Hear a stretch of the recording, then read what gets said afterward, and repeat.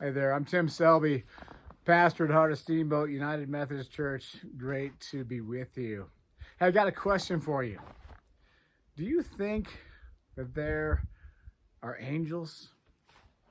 What do you think? Angels? Now, see, I've been asking people this question all week. Are there angels? And just about everybody I ask says yes. Now, I know I'm a pastor and I'm in circles of people that might be more likely to say yes than some other circles of people. But most people say yes. And then I ask them the next question, which is, okay, what are they? What are angels? And that is where things get really interesting because that is when people start to say, well, they're, it's kind of like maybe, and they hem and they haw and they can't quite find the words. Because what we're really trying to do is we're trying to describe something that we don't really understand. We're trying to find words to describe a mystery that is a little bit beyond our grasp. This week, I Googled how are angels described in the Bible because there's some descriptions in the Bible. So I Googled this. And there was, you know how when you Google something, there's a few answers that pop up. I clicked on the first one, read it. Okay. And then the second one, I clicked on it. It said, how do angels look naturally? So I clicked on that one. And then it had like a list of like 7 things about how angels look naturally. I thought, oh, this is interesting. And I went down the list and it was like, the first one was like, get a good moisturizer. And then number 2 was, don't wear your makeup to bed. And the third one was, drink water and lots of it. And then there was one that said, understand the effects of your cheat food. And then there was another one that said, wash your hair with coconut oil in the evening and have a beauty regimen for your face in the morning. Now, I'm a little slow, and it took me a little bit to catch on to this is not the kind of list of what angels look like that I was thinking of. And I went back and I looked, and it said 7 tips of how to look like an angel naturally. Okay. Now I thought, you know what? I could do all 7 of these things and not look the slightest bit like an angel, both either earthly or supernaturally. It just wouldn't. It just wouldn't happen. But there's some descriptions of what angels are like in the scriptures, mostly in the Hebrew scriptures. And one of the things we see there in the Hebrew scriptures, there's different kinds of angels. A couple of these different kinds of angels include the cherubim and the seraphim. Now, the cherubim are said to have 4 sets of wings. They have 4 wings. And seraphim are said to have 6 wings. Now, you might hear about cherubim and seraphim here at the Christmas time, at the Christmas season, because they make it into some of the Christmas carols. So if you pay attention over the next few weeks, you might hear about cherubim and seraphim along the way. Now, these descriptions in those early Hebrew scriptures are where we get the idea that angels have wings and that angels can fly, that they're these flying winged creatures. But that's not the only type of angels that we entertain in our lives. Rob Bell tells a story about when he was a pastor and years ago, he was a pastor, and a woman told him the story that she was coming to church on a Sunday morning. She had recently found out that her husband had been cheating on her for years, and she was devastated, and her life was really shattered and broken apart. She was going to divorce her husband. Things were really difficult for her, and she thought, you know what, I want to go to church on this Sunday morning. So she drove to church on this Sunday morning, and she parked in the parking lot. And after she parked, she turned off the car, and you know what she found? She couldn't get out of the car. You know that feeling when you're so worn down, beat down, you can't even get up? She couldn't get out of the car, and she just sat there in the midst of her despair. And then there was a knock on her driver's side window, and she rolled down that window, and it was a man dressed with an orange vest on. He was a parking lot attendant at the church, and he said, hey, can I walk you into the church? And she said, yeah, you can. And so she walked with him into the church. And in that church service, she felt a little bit uplifted. It inspired her, it uplifted her a little bit. She connected with people. It just helped her to feel a little bit better in the difficulty that she was in. And then when that service was over, she wanted to thank this man. So she went to look for him, and she couldn't find anybody that looked like him. And then she found the head parking lot attendant. It's a big church because they had a head parking lot attendant, right? And she described the man. She said, I'm looking for him. I want to thank him. And she described him. And he said, we don't have anybody that works with us that fits that description. And she never found him to thank him. So what was he? Was he an angel? Maybe a little bit more earthly than the kind that have wings and fly? There are many of these kinds of stories. You know this. Maybe you have a story like this yourself, or you've heard people tell stories just like this, of events like this that they can't understand or explain. And I bring up this issue of angels right now at this Christmas season because angels pop up in the Christmas story all over the place. They pop up to talk to Joseph. They pop up to Mary. They pop up to shepherds. They pop up to other people. They show up in dreams. They show up in the night. They show up all over the place. And so what are we as people of faith in the modern world to do with these stories about the angels? I'll tell you, I think oftentimes I see two things happen with these stories. And one of those is people really literalize them. Well, they're stories. You have to believe them just so. It happened just like this. The angel appeared in the sky and it said this and it did that. And you have to believe it just this way, or somehow your faith is not real. That seems kind of silly to me. But you know what else seems silly? It seems silly to dismiss these stories of angels as if they're fairy tales. Angels don't exist. That's just a fairy tale. Really? Do we know everything that exists? Do we know every plane of existence, everything that there is? I mean, that seems silly too, doesn't it? Because we ought to be smart enough to know how little we actually know. This universe, this sense of being is so much bigger and more mysterious than we really understand. How can we write anything off and say there's no possibility that that exists?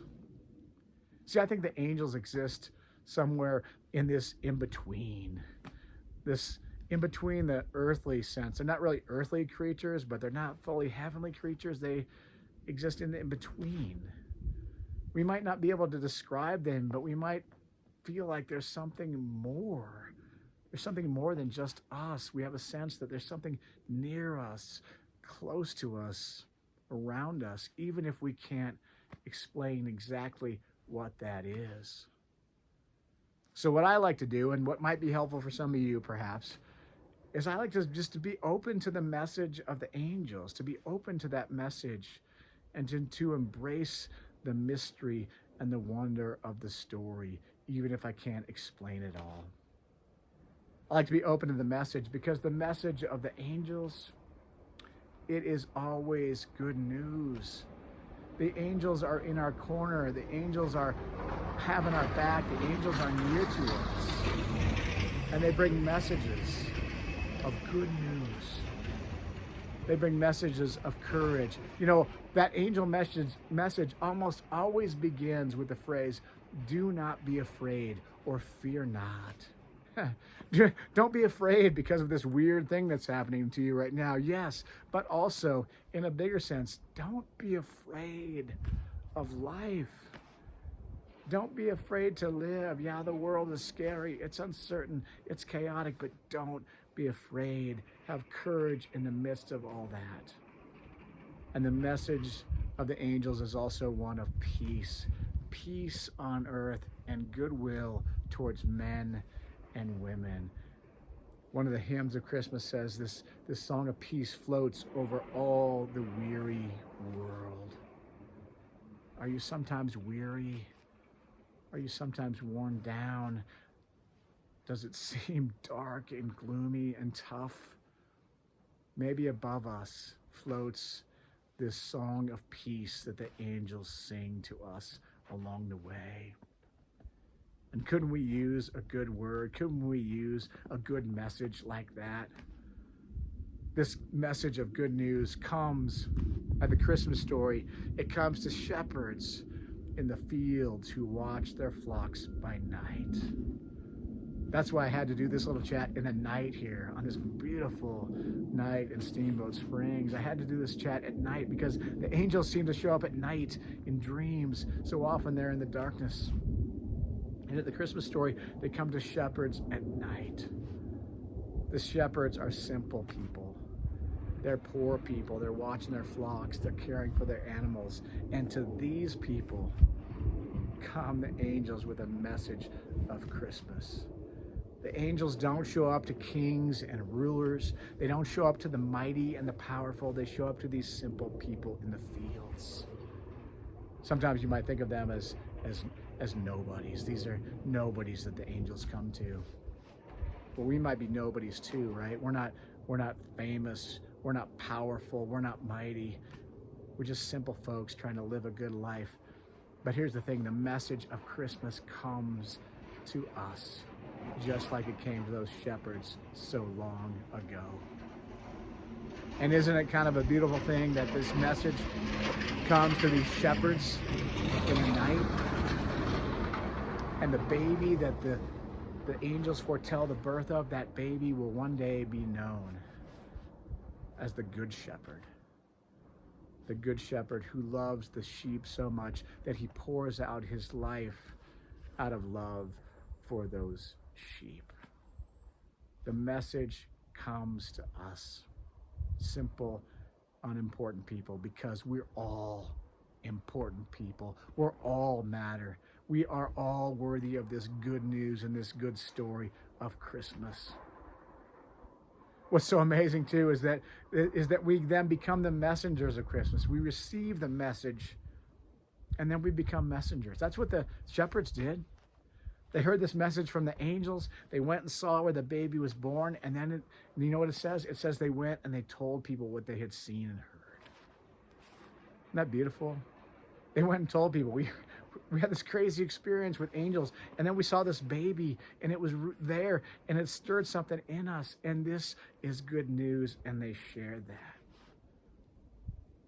They became the messengers who had just received a message. It's a beautiful metaphor for the life of faith, where we receive good news and then we share it with others. And that's our job, right? To become the messengers of Christmas. See, we don't have to go out and prove that miraculous things happen. We don't have to recite a creed of all the correct and proper beliefs. We just have to simply go out and share a story, to tell of our own experience. To say, you know what, in my life, I've experienced good news. Good news has come to me. I've experienced Emmanuel. I feel like God is with us, not out there somewhere in the universe, but with us here in this place now. It's been a part of my life. I've experienced that, you know what, light really does shine in the darkness. I've experienced that so often simple people know what matters most. I've experienced that if you pay attention, sometimes the kingdom of heaven breaks in the most unexpected of places and maybe with the most unexpected of people. And maybe if we hush ourselves enough, maybe if we quiet the noise and the chaos of our world enough, maybe, just maybe, we can hear the voice of angels, the song of angels singing a song of peace over all the weary world. Isn't that beautiful? To hush ourselves enough that we can hear that song. See, the Christmas story isn't a 2,000-year-old story frozen in time, but it's a story that comes to us, that we open ourselves to, that we step into, that can shape and mold our lives. It's a story that comes to pierce the gloominess. You know, whatever you're experiencing right now, if you're experiencing gloominess, this story comes to pierce that. It comes to to ease our suffering. If you have suffering right now, it comes to ease that. It's not going to make it go away, but maybe you can ease it a little bit. It comes to gladden our hearts and to lift our spirits. May your heart be gladdened and your spirit be lifted in this season. It's such a beautiful season when we receive the message of peace on earth, goodwill toward men and women, good news for all of us, and then we get to share that with the world. What a beautiful story this is. What a beautiful season. And I'd just like to make a little bit of an appeal here at this time of year. If you can help us to continue to make these messages, to try and share good news of light and love in our world, if you can make a financial contribution to help that happen, we would be so blessed by that. You can go to our website, heartofsteamboat.com, contribute there. If you're able to do so, that'd be such a blessing for all of us as we join together in carrying on this message of the angels, a word of good news, of hope, of light, of love for us and our world. Let us share it together, and may grace and peace be with you this season. Amen, and thank you for joining me.